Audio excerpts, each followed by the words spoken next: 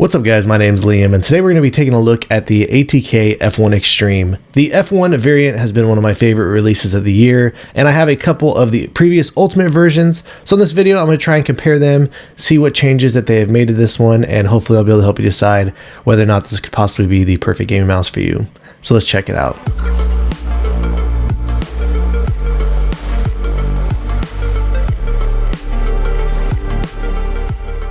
And before we get started today, I did want to let you know that this was sent out to me. However, everything you'll be hearing in this video is going to be my own words and my own opinions. Included inside the box, it does come with a USB-C to USB Type-A cable, a pair of grips. These grips do actually feel pretty good. They're rubberized and they do have a sticky feeling to them. It did come with two sets of the larger skates. The other one I obviously have put on the mouse, as the mouse coming out of the box did not have any skates on it.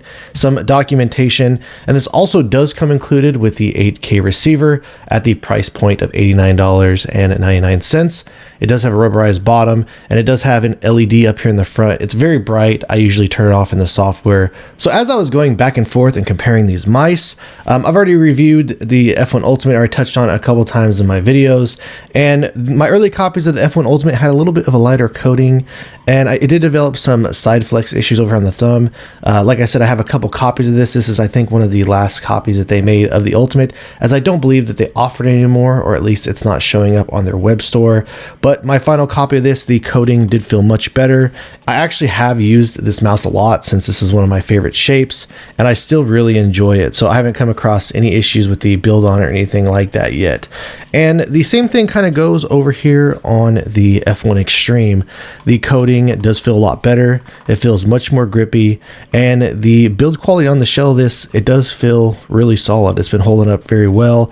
I haven't developed any type of flexing or anything like that. If I were to go on here and kind of push all around, you can tell that the shell is a little bit thinner and you can get some flex on it, but again, nothing that's too much of a big deal or anything that I really notice as I am using it in game. But I did actually open up the shells of both of these and I was really trying to inspect it as closely as I could. I didn't really notice any real major differences in here between these two mice.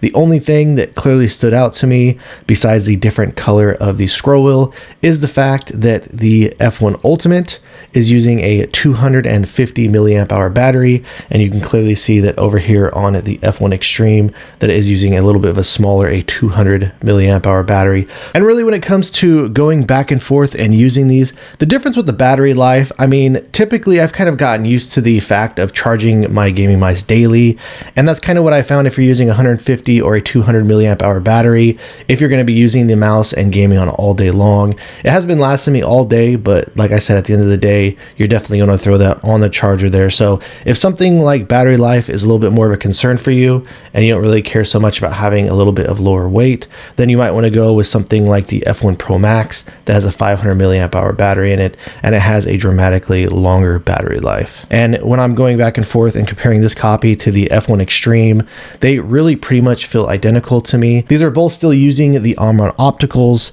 which I absolutely love. Click implementation on this mouse is really solid. I don't notice any major concerns with any type of play or anything like that. The implementation on this still feels the same as I mentioned originally. And in case you missed that, the clicks do feel a little bit lighter down here in the middle and obviously lighter up here in the front. But once you get up here towards the rear, they do start to feel a bit more heavy. And then the same thing goes over here with the scroll wheel. It's going to feel identical. It is a little bit tighter on the tensioning and you get very small steps. The center scroll click is actually pretty lightweight and easy to spam. And the side buttons between both of these, they really do feel similar. You get just a little bit of play back here in the rear, but the clicks are really lightweight. Not a whole lot of post travel there, though you can kind of push into the shell just a little bit. Not any noticeable rocking on here, and same thing over here on the front side button. So everything about the clicks, the side buttons, and the scroll on this, it does feel pretty good. I'm not going to do a formal click sound test between both of these since they do feel identical to one another, but I'll just throw up the mic and I'll just kind of do clicks on these in the same spot so you can see what I'm talking about through the audible sound.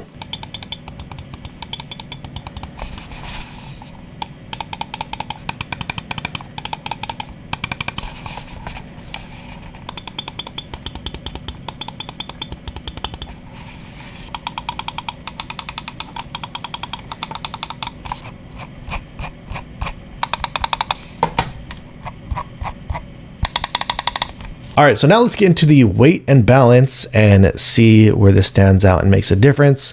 When it comes to the balance of the F1 Extreme, it really does feel perfect. Nothing to really talk about with that. So let's go and throw the Ultimate on here first. As you can see, same skate design, nothing has been changed or modified with these. On my scale with these larger skates, sitting at about 40.1 grams for the Ultimate.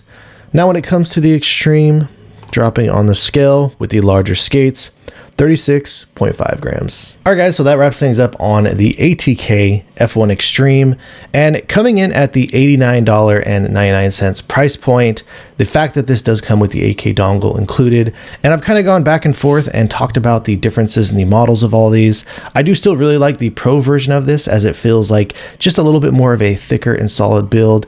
It does have more weight to it though, obviously, and I do prefer the base on this one, but my experience so far with this copy has been very solid, and I would say that this is now without question my favorite model out of all the F1 series. I really have been enjoying this mouse a lot, just everything about the feeling with the weight and the coating, the shape of this. I do really kind of prefer this shape over the Razer Viper Mini myself. The skates that do come included with it, I do kind of wish it did come with the 100% virgin PTFE skates.